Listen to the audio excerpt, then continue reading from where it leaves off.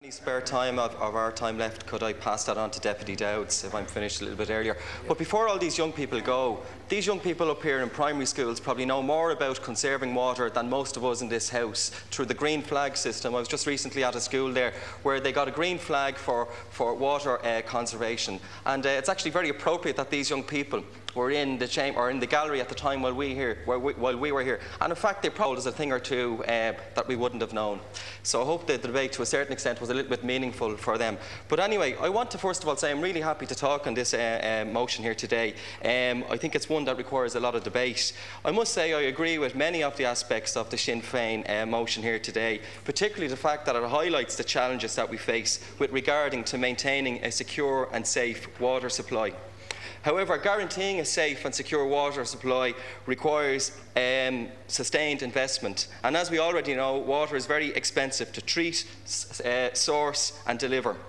An example of that is the Dublin system. It's estimated that approximately €1 billion is needed over the next 10 years to keep the existing supply going. And it's also recommended that between 10 and 20% is needed in a reserve to account for potential loss through things such as our bad weather that we had over the last 2 winters. And a recent report by the RPS for the Dublin City Council water supply says that currently the Greater Dublin area's water supply is on a knife's edge. And projections show that that demand will outstrip supply within the next 10 to 12 years. So it's very clear from that message that we do need to do something about our water supply, and I think most people in the chamber here today are in agreement with that. But I think what the most important thing we need to do is have a coordinated approach of increased conservation and sustained investment if we want to tackle our current and future water supply problems. But if we're to do that, we need to have money. And investment in water supply will cost money. Let's get real here.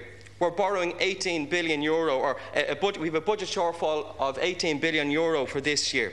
We currently can't provide for the basic services that we have to provide as a state, such as our policing, our nurses, our teachers, and the salaries of the general public service. So we need to find ways if we're to have an adequate 21st century water supply, and this will involve some sort of a charge. And I think everybody in here has to face up to that.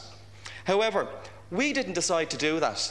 And it's very interesting that there's nobody from the Fianna Fáil government here today, because they are responsible, from the Fianna Fáil previous government, they are responsible for the debate here today in relation to water metering, not us. We have been left with this, and we're trying to come up with the most fairest and balanced system as we can. As the Minister himself said when he was speaking earlier on, he says that this is a fair funding model.